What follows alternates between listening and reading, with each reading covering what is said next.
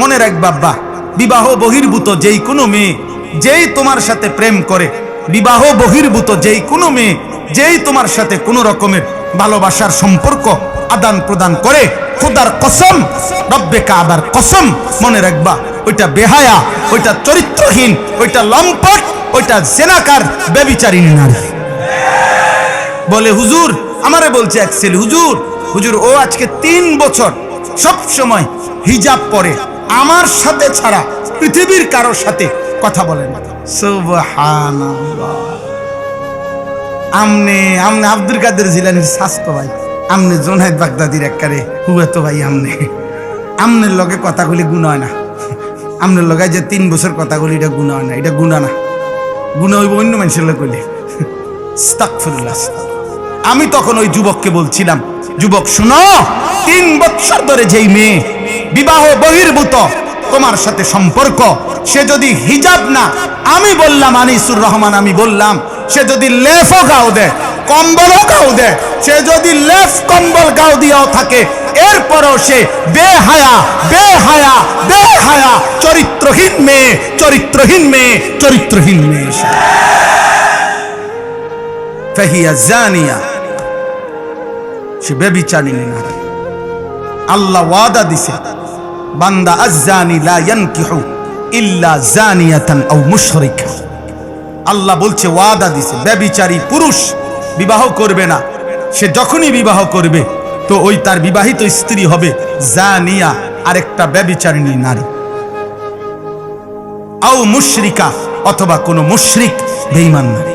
এজন্য চরিত্রহীন যুবক যদি তওবা না করো, এই নারী দেখে অভ্যস্ত, ছবি দেখে অভ্যস্ত, উলঙ্গ দৃশ্য দেখে অভ্যস্ত কোনো মেয়ের সাথে, অথবা আপনজন কোনো মেয়ে, চাচাতো বোন, মামাতো বোন, ফুফাতো বোন, খালাতো বোন, আপনজন কারোর সাথে যাদের হারাম, অবৈধ, বিবাহ বহির্ভূত, নাজায়েজ যাদের সম্পর্ক, যদি তওবা না করো, যদি আল্লাহ মাফ না করে, তোর কপালে বিবাহিত স্ত্রী জুটবে আরেকটা জেনাকার অথবা বেঈমান। ওয়াজানিয়াতু লা ইয়ানকিহুহা ইল্লা জানিন আও মুশরিক। আল্লাহ বলছে, ব্যভিচারিণী নারী তাকেও বিয়ে করবে না, যেই করবে সে ব্যভিচারী পুরুষ অথবা মুশরিক পুরুষ। ওয়াহুররিমা যালিকা আলাল মুমিনিন। আল্লাহ বলছে, ঈমানদার পুরুষ এবং নারীর জন্য ব্যভিচারী পুরুষ এবং নারী হারাম ঘোষণা হলো, হারাম। আরো শোনো যুবক, ইমাম শাফিঈ রাহমাতুল্লাহ আলাইহি বলছে, ইমাম শাফিঈ স্পষ্ট, আমার শাইখ আল্লামা মুফতি মুশতাকুন নবী কাসিমি হযরতের পছন্দের একটা কিতাব আছে, আদ-দা ওয়াদ-দাওয়া, ইমাম ইবনুল কাইয়িম আল জাওজি রাহমাতুল্লাহ আলাইহির লিখিত কিতাব আল জওয়াবুল কাফি, এটাও বলা হয় এই কিতাবের নাম, অথবা আদ-দা ওয়াদ-দাওয়া এই কিতাবের নাম, রোগ এবং ঔষধ, মানে আর্থিক রোগ। ওই কিতাবটা হযরতের কাছ থেকে পড়ে আমিও পড়ছিলাম, আমার কাছেও আছে এখন, এই কিতাবের মধ্যে আছে, আমি নিজে পড়ছি। ইমাম শাফি রাহমাতুল্লাহ বলছে, আজ-জিনা কারজুন, ব্যভিচার, নারী পুরুষের হারাম সম্পর্ক, এইটা কার্জ, এটা একটা ঋণ, এটা একটা ঋণ, এটা একটা ঋণ।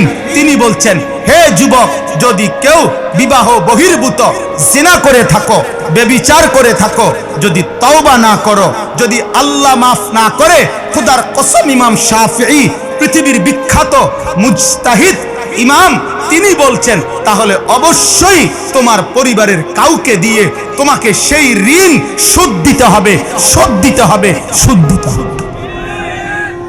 আজকের সমাজের মধ্যে প্রতিদিন প্রতিদিন এই ইমানদার যুবকরা, ইমানদার বিবাহিত পুরুষরা, আপনাদের কাছে বলি, আপনার আখলাকের হেফাজত করেন, আজকে তওবা করেন, পিছনের জিন্দেগির জন্য তওবা করেন। প্রতিদিন এই সমাজটার হালাত হইল, এই দেশের হালাত হইল, চলতি পথে আমরা প্রতিদিন শুনি পরকীয়ার আসক্তি অসংখ্য অগণিত ফ্যামিলিকে জাহান্নামের ঘর বানায় ফেলছে, জাহান্নামের ঘর, জাহান্নামের ঘর।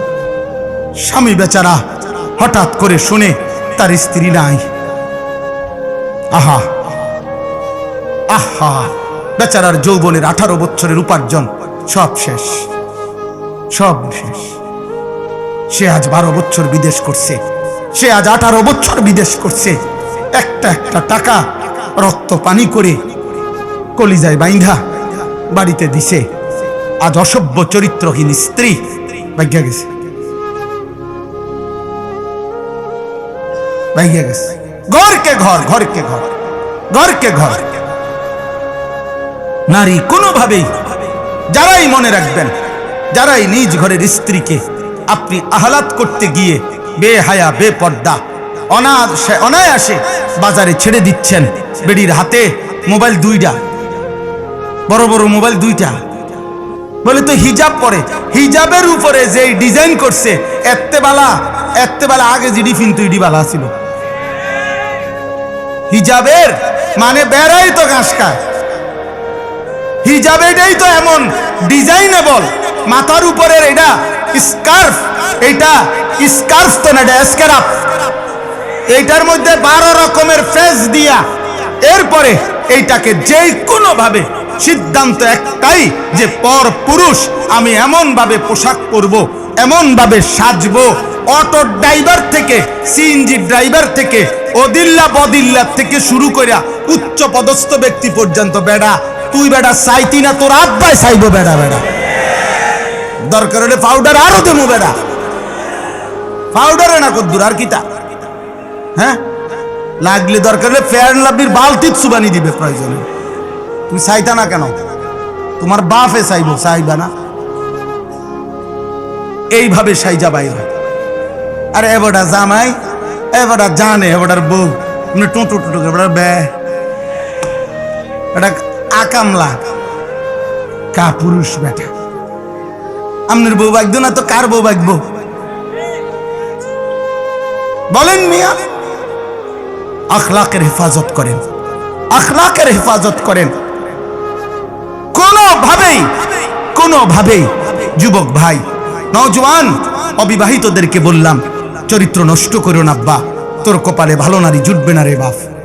মোবাইলের নারী আর রাস্তার নারী আর বাস্তবতার বিবাহিত স্ত্রী এক না বাপ, কঠিন হবে, কঠিন কঠিন। স্ত্রী যদি খারাপ হয়, স্ত্রী যার পরকীয়ায় আসক্ত হয়, যার বিবাহিত বউ অন্য পুরুষে আসক্ত, খুদার কসম তার আর জাহান্নামে যাওয়ার দরকার নাই, জাহান্নাম তো জ্বলতেই আছে, তার তো জাহান্নাম জ্বলতেই আছে। আল্লাহ আমাদেরকে বুঝ দান করে, আল্লাহ আমাদেরকে হেফাজত করে। চলেন, আল্লাহ তাআলা বলেন ওয়ায়াউমা তাশাক্কাকুস সামাউ বিল গামাম, আল্লাহ তাআলা বলেন কিয়ামতের দিন আসমানটা মেঘে ঢেকে যাবে। ওয়া নুজ্জিলাল মালাইকাতু তানজিলা, কোটি কোটি মেঘ ভেদ করে আল্লাহর ফেরেশতারা নেমে আসবে হাসরের মাঠে। আল মুলকু ইয়াউমা ইদিনিল হাক্কু লির রহমান, আর সেদিন সমস্ত মালিকানা বাদশাহী মহান আল্লাহ তাআলার জন্য নির্ধারিত হবে হাসরের ময়দানে। আর একটু নজর দেন, হুজুর আসতেছেন আলহামদুলিল্লাহ, আপনারা আমার কথাটাও শেষ। ওয়া কানা ইয়াউমান আলাল কাফিরিনা আসিরা, আল্লাহ বলেন সেই হাসরের দিন অবিশ্বাসী, নাফরমান, বেঈমান পাপীদের জন্য বড় বেশি কঠিন হবে। এই দেখেন, এরপরে বলতেছেন আল্লাহ ওয়ায়াউমা ইয়াআদ্দুজ জালিমু আলা ইয়াদাইহি ইয়াকুলু ইয়া লাইতানি ইত্তাখাযতু মা'আর রাসূলি। আরে ভাই এদিকে তাকান, বললাম না হুজুরকে নিয়ে আসতেছে, এখানে আসলেই তো দেখবে। তো আল্লাহ তাআলা বলেন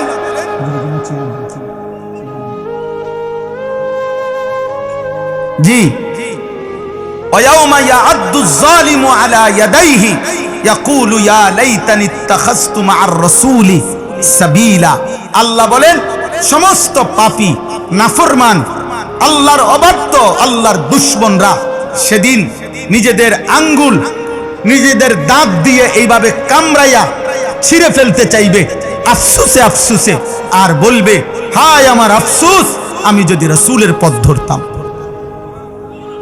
ইয়া ওয়াইলাতা লাইতানি লাম আত্তাখিজ ফুলানান খলিলা, এই কথাইটা বলবে হায় আমার মন্দ কপাল, আফসোস আমি যদি অমুককে, যে যার কারণে পাপ করছে, যে যার কারণে কুফরি করছে, যে যার কারণে শিরিক করছে, যে যার কারণে বিদআত করছে, যে যার কারণে জুলুম করেছে, যে যার কারণে কবিরা গুনাহ করেছে, খোদার কসম সে তাকে স্মরণ করে বলবে হায় আফসোস আমি যদি তাকে বন্ধু না বানাইতাম।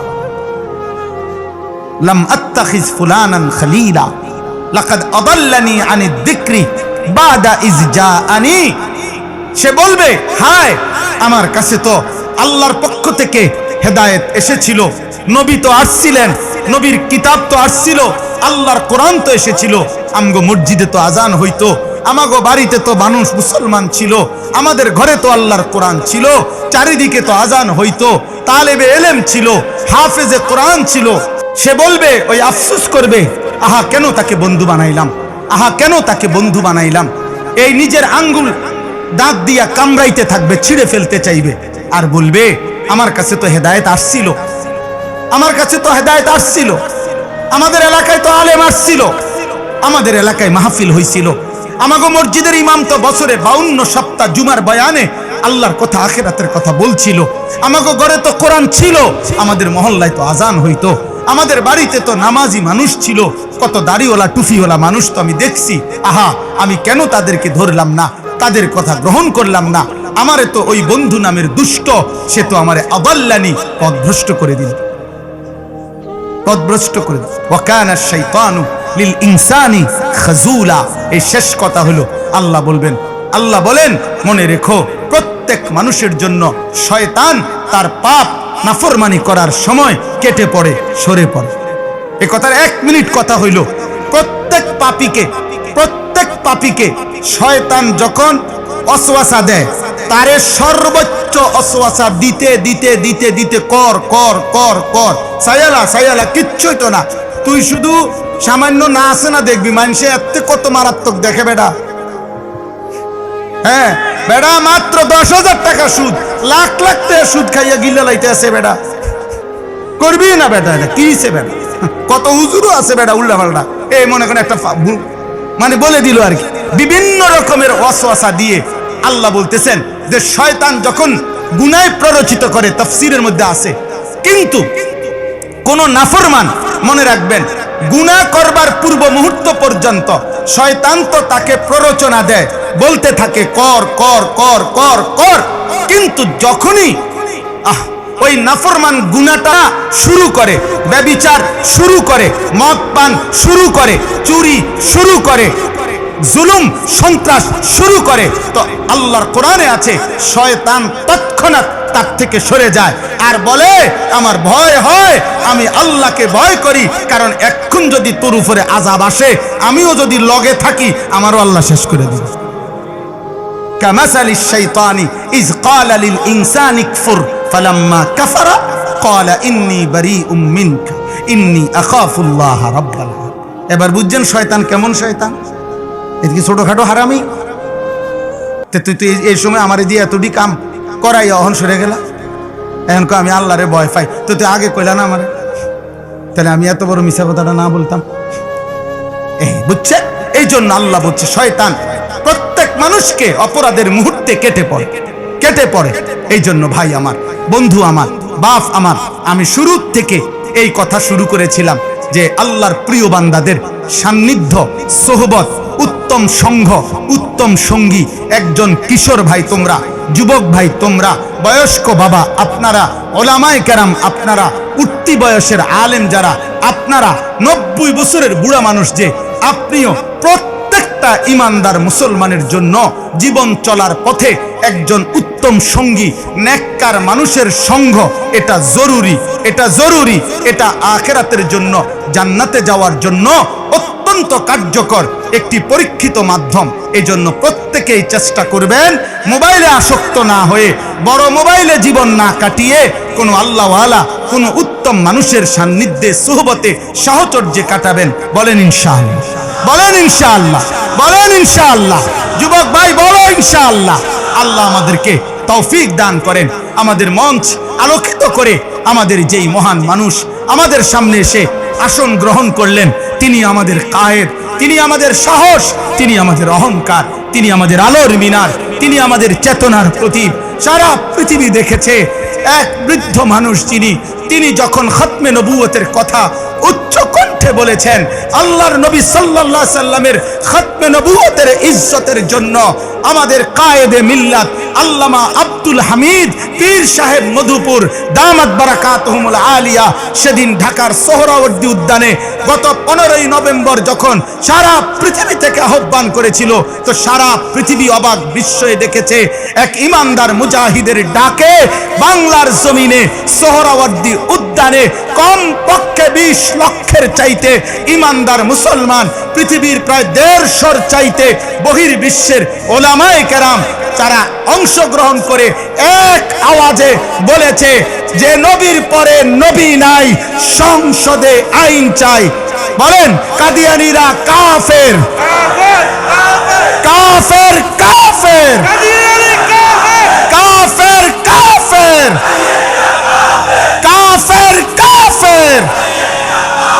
আমরা সবাই ইনশাআল্লাহ আবার যদি আমাদের কায়েদে মিল্লাত আল্লামা আব্দুল হামিদ মধুপুর পীর সাহেব হুজুর আবারও যদি খাতমে নবুয়তের ইজ্জতের জন্য আল্লাহর নবীর সম্মান আর মর্যাদা রক্ষার্থে আবারও যদি আমাদেরকে যখনই ডাক দেয় আমরা যেতে প্রস্তুত আছি তো ইনশাআল্লাহ? সবাই রাজি তো ইনশাআল্লাহ? আল্লাহ তৌফিক দেন, আল্লাহ কবুল করেন, আল্লাহ হযরতের হায়াতকে আফিয়তের সাথে আমাদের জন্য দীর্ঘায়িত করেন, আমিন।